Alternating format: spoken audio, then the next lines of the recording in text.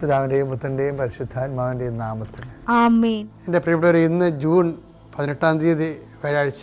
അമ്മേ പരിശുദ്ധ അമ്മേ, അമ്മേ പരിശുദ്ധമേ, ദൈവമാതാവേ, കൃപാസനത്തിലൂടെ ഞങ്ങൾക്കും ഞങ്ങളുടെ ദേശത്തിനും അമ്മ മധ്യസ്ഥം തേടി തന്ന എല്ലാ അനുഗ്രഹങ്ങൾക്കും കൃപകൾക്കും ഞങ്ങളിപ്പോൾ ഹൃദയം നിറഞ്ഞ നന്ദി പറയുന്നു. അമ്മേ പരിശുദ്ധമേ, ദൈവമാതാവേ, 2004 ഡിസംബർ 7 ഉച്ചകഴിഞ്ഞ് 2:30 കൃപാസനത്തിൽ സംഭവിച്ച അമ്മയുടെ പ്രത്യക്ഷപ്പെടലിനെ കുറിച്ച് തിരുസഭയ്ക്ക് സമർപ്പിച്ചിരിക്കുന്ന പഠനരേഖകളുടെ മേൽ സഭാത്മകമായ പഠനം ആരംഭിക്കുവാൻ ഞങ്ങൾ പ്രാർത്ഥിക്കുന്നു. അമ്മേ പരിശുദ്ധമേ, ഭൂസ്വർലോകങ്ങളുടെ രാജ്ഞിയായ അങ്ങേയ്ക്ക് ഭൗമസംരക്ഷണത്തിനായി പ്രപഞ്ചപ്രകൃതിയെ തന്നെ തിരുസഭ പ്രതിഷ്ഠിക്കുവാൻ ഈ പ്രത്യക്ഷീകരണം വഴി ഇടയാക്കണമേ. പരിശുദ്ധമേ, ജപമാല മാതാവേ, സകല കൃപാസനം പ്രാർത്ഥനയോടും ചേർത്ത് ഞങ്ങളിപ്പോൾ പ്രാർത്ഥിക്കുന്ന ഈ കുടുംബത്തിന്റെ പ്രത്യേക നിയോഗം പറ മക്കളെ.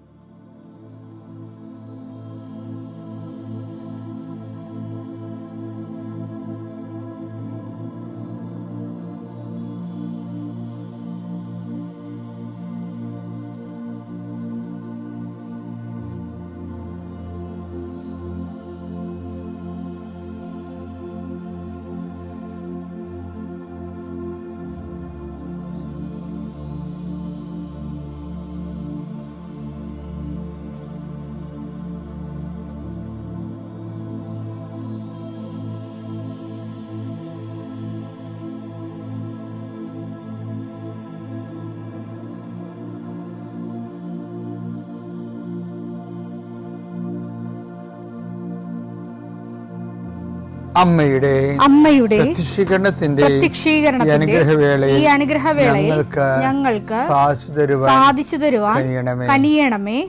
ആമേൻ. വിശ്വാസ പ്രമാണം. സർവശക്തനായ പിതാവും ആകാശത്തിന്റെയും ഭൂമിയുടെയും സൃഷ്ടാവുമായ ദൈവത്തിൽ ഞാൻ വിശ്വസിക്കുന്നു. അവിടുത്തെ ഏകപുത്രനും ഞങ്ങളുടെ കർത്താവുമായ ഈശോമിശിഹായിലും ഞാൻ വിശ്വസിക്കുന്നു. ഈ പുത്രൻ പരിശുദ്ധാത്മാവിനാൽ ഗർഭസ്ഥനായി കന്യകാമറിയത്തിൽ നിന്ന് പിറന്ന് പൊന്തിയോസ് പീലാത്തോസിന്റെ കാലത്ത് പീഡകൾ സഹിച്ച് കുരിശിൽ തറയ്ക്കപ്പെട്ട് മരിച്ച് അടക്കപ്പെട്ട് പാതാളങ്ങളിൽ ഇറങ്ങി മരിച്ചവരുടെ ഇടയിൽ നിന്ന് 3-ാം നാൾ ഉയർത്ത് സ്വർഗത്തിലേക്ക് എഴുന്നള്ളി സർവശക്തിയുള്ള പിതാവായ ദൈവത്തിന്റെ വലതുഭാഗത്തിരിക്കുന്നു.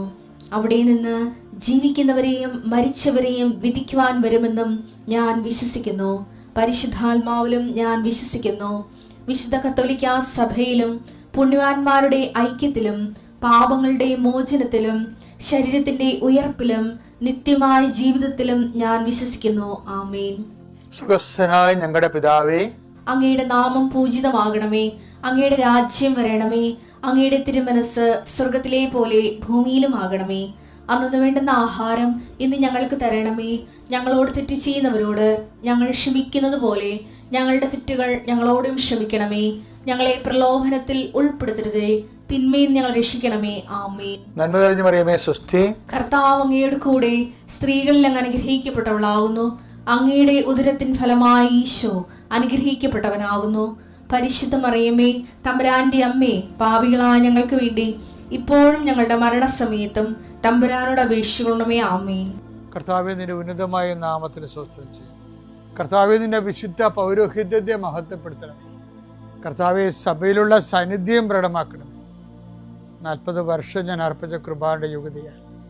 കൃപാസ്ഥാനത്താറെ ജീവനോടെ പ്രത്യക്ഷപ്പെട്ട മാതാവിന്റെ മാധ്യസ്ഥ രോഗികൾ, പീഡിതരെ, മാനസിക സംഘർഷം അനുഭവിക്കുന്നവരെ, ഡിപ്രഷൻ അനുഭവിക്കുന്നവരെ, മരുന്ന് കഴിച്ചിട്ട് ഉറക്കം മൂടുകയും ശരീരം തൂക്കം വെക്കുകയും ചെയ്യുന്നതല്ലാതെ പ്രത്യേകിച്ച് പ്രയോജനമൊന്നും ഇല്ലാതെ ഡിപ്രഷൻ കൊണ്ട് വേദനിച്ച് ജീവിക്കുന്ന ആൾക്കാരെ കർത്താവേ, നീ അവരെ തൊടണമെന്ന് പ്രാർത്ഥിക്കുന്നു.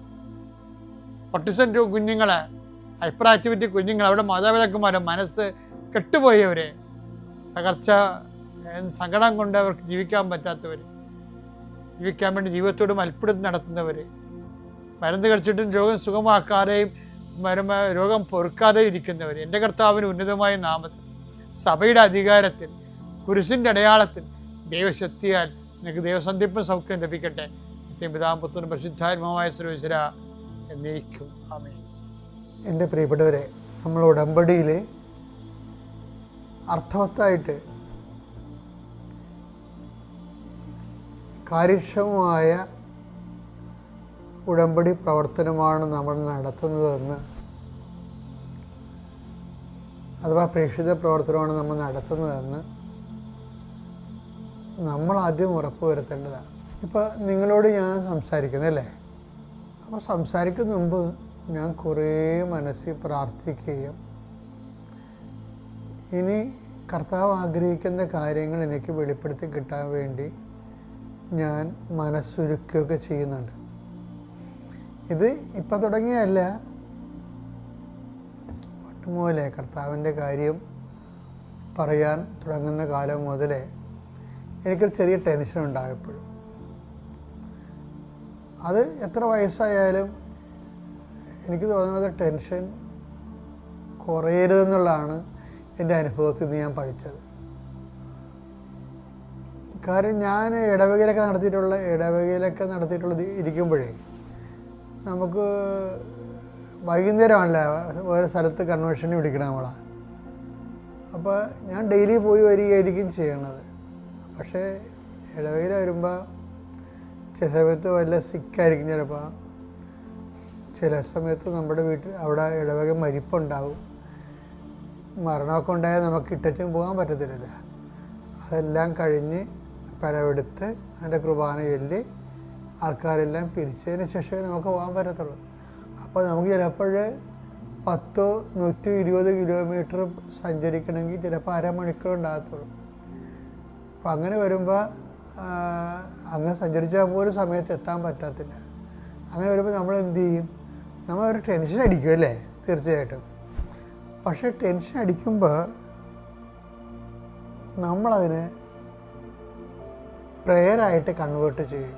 ഞാൻ കാറിലിരുന്നുകൊണ്ട് ആരോടും സംസാരിക്കത്തില്ല. അതിപ്പോഴും അങ്ങനെയാണ്. എനിക്ക് എന്തെങ്കിലും ഹെവി ലോഡ് പിടിക്കാൻ തുടങ്ങിയാൽ ഞാൻ സൈലൻ്റ് ആയിരിക്കും. അതിൻ്റെ കാര്യം എന്ന് വെച്ച് കഴിഞ്ഞാൽ ഈ ആകാശത്തിൽ ഇന്ധനം നിറക്കുന്ന വിമാനങ്ങളില്ല, അവർ സൈലൻ്റ് ആയിരിക്കും, ശബ്ദമായിട്ട് നിന്നിരിക്കും.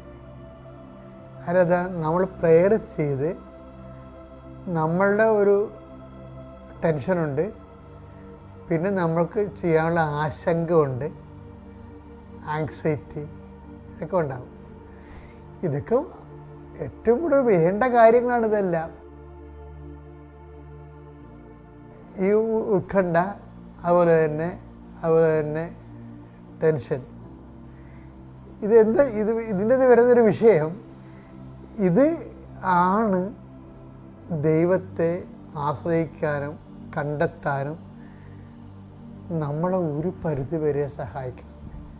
എന്നെ സഹായിച്ചിട്ടുള്ളത് കാരണം ഞാൻ ഈ സമയത്തൊക്കെ ബാക്കി എല്ലാ കണക്ഷൻസും കട്ട് ചെയ്യും, മൊബൈൽ ഓഫ് ചെയ്യും, മറ്റുള്ളവരോട് കൂടെയുള്ളവരോട് സംസാരിക്കരുതെന്ന് പറയും, അല്ലെങ്കിൽ അവിടെ സംസാരത്തിൽ പങ്കെടുക്കത്തില്ല. ഭയങ്കര കോൺവെർസേഷൻ ഡിസിപ്ലിൻ ഉണ്ടാക്കും. എന്താ കാര്യം വെച്ചാൽ ആ സമയം ദൈവത്തോട് മാത്രം നമ്മൾ സംസാരിക്കുകയോ ജപമാല ചെല്ലുകയോ ചെയ്യണേ. നിങ്ങളവർക്ക് ആധ്യാത്മിക ജീവിതം അത്ര കണ്ട് വലിയ അതിൻ്റെ സങ്കീർണമായ കാര്യങ്ങൾ ചെയ്തിട്ടാണ് ഇവരൊക്കെ ആധ്യാത്മിക ഔന്നത്യം പ്രാപിക്കണമെന്ന് ഒരിക്കലും ധരിക്കരുത്. സിമ്പിളാണ്. കത്തോലിക്ക സഭ പഠിപ്പിച്ചിട്ടുള്ള എല്ലാം ജപമാല, കർത്താവിൻ്റെ മാലാഖ, പിന്നെ നമുക്ക് വിസിറ്റ് ചെയ്യണമെങ്കിൽ പരിശുദ്ധ കുർബാനയിൽ വിസിറ്റ് ചെയ്യും. ഇപ്പം കൃപാസനത്തിൽ തന്നെ നിങ്ങൾക്ക് അറിയാമോ, ആപ്പാടെ 50 സെൻറ്റ് സ്ഥലമാണ് നിൽക്കണത്. 50 സെൻറ്റ് സ്ഥലത്തിൽ നിങ്ങൾ കണ്ടിട്ടുണ്ടെന്ന് അറിയത്തില്ല, 3 നിത്യാരാധനയുണ്ട്. അപ്പോഴൊക്കെ മനസ്സിലായില്ലേ, എങ്ങോട്ട് തിരിഞ്ഞാലും നമ്മൾ നിത്യാരാധന വന്ന് വീഴും. ഏതെങ്കിലും ഒരു നിത്യാരാധന വന്നു. അതിൽ വിസിറ്റ് എന്ന് പറയണത് ദിവ്യകുർബാനയുടെ വിസിറ്റ്. ഇനി ദിവ്യകുർബാന ഇരിക്കുന്ന സമയത്ത് നമ്മൾ ജപമാല ചൊല്ലിക്കൊണ്ടിരിക്കുന്നവരുണ്ട്. അപ്പം എനിക്ക് ആ ഒരു അഭിഷേകമാണ് കിട്ടിയിരിക്കുന്നത്. കാര്യം കാനായിലെ കല്യാണമാണ് എൻ്റെ ജീവിതത്തിൻ്റെ ദൈവം എന്നോട് സംസാരിക്കുന്ന പ്ലാറ്റ്ഫോം എന്ന് പറയുന്നത്. അതിലേക്കാണ് കർത്താവ് ജനങ്ങളെ കണക്ട് ചെയ്ത് തന്നിരിക്കുന്നത്. അതുകൊണ്ട് അമ്മയുടെ മാധ്യസ്ഥത്തിലാണ് ഞാൻ പരിശുദ്ധ കുർബാനയുടെ മുമ്പിൽ ഇരിക്കുന്നത്. കാനായിലെ കല്യാണ വീട് അമ്മയുടെ മാധ്യസ്ഥത്തിലാണ് ഈശോയുടെ മുമ്പിൽ നിന്നത്, ദിവ്യ കുർബാനയുടെ മുമ്പിൽ നിന്നത്. ഓർക്കല്ലേ, അതല്ലേ കൃപാസനത്തിൽ നടക്കുന്ന കാര്യങ്ങൾ. അപ്പോൾ എന്താ വിഷയം? ഞാൻ പറഞ്ഞു വരുന്ന ഇതാണ്, നിങ്ങൾ ഈ ഒരു കാര്യങ്ങൾ ചെയ്യുമ്പോൾ ബോധ്യം എന്ന സംഭവമുണ്ട്. ബോധ്യം. അപ്പോൾ നമ്മൾ ബോധ്യം എന്ന് പറയുമ്പോൾ മറ്റുള്ളവരുടെ ബോധ്യം എന്നൊക്കെയാണ് പൗലോസ് അപ്പോസ്തലൻ പറയും. ഇപ്പോൾ നോക്കിയാൽ മറ്റുള്ളവരുടെ ബോധ്യം ജനിപ്പിക്കണമെന്നാണ്. അതായത് ഇപ്പോൾ ഉദാഹരണത്തിന് ഞാൻ പറയാം, അതിനെടുത്ത് 2 തിമോത്തി 4:2 വചനം പ്രസംഗിക്കുക. സാഹചര്യങ്ങൾ അനുകൂലമാണെങ്കിലും അല്ലെങ്കിലും ജാഗരൂകതയോടെ വർത്തിക്കുക. അതൊക്കെ നമ്മൾ കേട്ടിട്ടുള്ളതാണ്, നേരത്തെ കൈകാര്യം ചെയ്തതാണ്. മറ്റുള്ളവരിൽ ആ വാക്കെടുക്കുക, മറ്റുള്ളവരിൽ ബോധ്യം ജനിപ്പിക്കുകയും. അതാണ് സംഭവം. വെച്ച് കഴിഞ്ഞാല് മറ്റുള്ളവരിൽ ബോധ്യം ജനിപ്പിക്കുകയും അവരെ ശാസിക്കുകയും ഉദ്ബോധിപ്പിക്കുകയും ചെയ്യുക. ഇത് വരുമ്പോൾ ഏറ്റവും വലിയ പ്രശ്നമുണ്ടല്ലോ. ഈ പൗലോസ് അപ്പോസ്തലൻ പോലും പറയണത് മറ്റുള്ളവരിൽ ബോധ്യം ജനിപ്പിക്കണമെന്നാണ്. പക്ഷെ ആധ്യാത്മിക ജീവിതത്തിൽ ഒരു വ്യക്തി വളരണമെങ്കിൽ ആദ്യം ബോധ്യം ജനിപ്പിക്കേണ്ടത് ദൈവത്തിലാണ്. ദൈവത്തിൽ നമ്മൾ ഇങ്ങനെ ഒരു ടെൻഷനിലൂടെ കടന്നു പോകുമ്പോൾ കർത്താവേ നീ അത് കാര്യം ടെൻഷന് എതിരായിട്ടുള്ള എല്ലാ സാധനം ഇൻസ്ട്രുമെൻറ്റ്സൊക്കെ ഉള്ളത് കർത്താവിൻ്റെ കയ്യിലാണ്. എന്തൊക്കെയാണ്? ധൈര്യം, അല്ലേ? പിന്നെ ഞാനൊരു പ്രാക്ടിക്കലായിട്ടൊരു കാര്യം പറയാം. നിങ്ങൾക്ക് ടെൻഷൻ്റെ കാലത്ത് ഒരു ധൈര്യവും തോന്നത്തില്ല. അപ്പം നിങ്ങളോർക്കും പ്രാർത്ഥിക്കുമ്പോൾ തന്നെ ഉടനെ ടെൻഷൻ വരുമ്പോൾ നമ്മൾ പ്രാർത്ഥിക്കുമ്പോൾ ഉടനെ ഒരു ധൈര്യം തോന്നത്തില്ല. നമ്മൾ ഇത് ഡെലിവർ ചെയ്യണ സമയത്ത് ചെയ്യണ കാര്യത്തിലും നമുക്ക് അപ്പോൾ ടെൻഷനോട് തന്നെ ആയിരിക്കും നമ്മൾ ചെയ്യണത്. നിങ്ങളാരും വിചാരിക്കുന്നത് പ്രാർത്ഥിക്കുമ്പോൾ ഉടനെ ടെൻഷൻ ഇങ്ങനെ കാറ്റ് വരുമ്പോൾ മേഘങ്ങൾ എങ്ങോട്ട് തൂത്തുപോണ പോലെ ടെൻഷൻ അങ്ങോട്ട് മാറുമെന്ന്. മാറുന്നവരുണ്ടാകാം. പക്ഷേ ഞാൻ 21 ലക്ഷം ആൾക്കാരെ കൗൺസിൽ ചെയ്തിട്ടുള്ള അവർ ടെൻഷൻ അടിച്ച് തന്നെയാണ് പ്രാർത്ഥിക്കണത്, ടെൻഷൻ അടിച്ച് തന്നെയാണ് ഓരോ കാര്യങ്ങൾ ചെയ്യണത്. പക്ഷെ ഒരു കാര്യം കർത്തവാണ്. എന്താണ് വ്യത്യാസം എന്ന് പറയുന്നത്, ഞാൻ എന്തുമാത്രം ടെൻഷൻ അടിച്ചാണ് ഓരോ ധ്യാനങ്ങളും ചെയ്തിരിക്കണത്. ടെൻഷൻ അടിക്കാതെയും ചെയ്തിട്ടുണ്ട്. പക്ഷേ നമ്മൾ ടെൻഷൻ അടിച്ച് ദൈവത്തിൽ ആശ്രയിച്ച് ദൈവത്തിൽ അവലംബിച്ച് ചെയ്യുന്ന കാര്യങ്ങളെല്ലാം അതിൻ്റെ ഫ്രൂട്ട്സാണ് പ്രധാനം. എന്താ കാര്യം? നമ്മൾ വിചാരിക്കാത്ത റിസൾട്ട് ഉണ്ടാക്കും. എന്താ കാര്യം? അത് ചെയ്യണത് കർത്താവാണ്. എൻ്റെ മക്കളെ, കർത്താവിന് ചെയ്യാൻ പറ്റിയ ഒരു പ്രൊവിഷൻ ജീവിതത്തിലുണ്ട്. നമുക്ക് നാളെ അത് കാണാം. കർത്താവ് നമ്മുടെ ജീവിതത്തിൽ ചെയ്ത്. ഇപ്പം ഞാൻ പറഞ്ഞില്ലേ, ഇപ്പോൾ ടെൻഷൻ അടിക്കുമ്പോൾ എൻ്റെ മക്കൾ എന്ത് ചെയ്യണം? എല്ലാ കണക്ഷനും ഊരിയിടണം. ഇടിവിട്ട് വരേണ്ട സമയത്ത് അങ്ങനെയല്ല അവ ചെയ്യണത്. ഇടിവിട്ട് വരുമ്പോൾ എന്ത് ചെയ്യും? എല്ലാ മെയിൻ സ്വിച്ച് ചിലപ്പോൾ ഓഫ് ആക്കണവരുണ്ട്, ചിലപ്പോൾ ഫീസ് ഊരിക്കളയണവരുണ്ട്. ഇത് തന്നെയാണ് നമുക്ക് ടെൻഷൻ ഉണ്ടാകുമ്പോഴും നമ്മൾ മറ്റുള്ള ആൾക്കാരുമായിട്ടുള്ള മൊബൈൽ ഓഫ് ചെയ്യും, മറ്റുള്ള ആൾക്കാരുള്ള കണക്ഷൻസ് മാറുക. കണക്ഷൻസ് ഊരിക്കളയണം മാത്രമല്ല, അതിനെ പ്രെയറായിട്ട് കൺവേർട്ട് ചെയ്യണം. എന്നാൽ ബാക്കി ഈ നമ്മൾ ടെൻഷൻ അടിക്കുന്ന വിഷയം ചെയ്യണം നമ്മളായിരിക്കത്തില്ല, അത് നിൻ്റെ കർത്താവായിരിക്കും. Okay, thank you.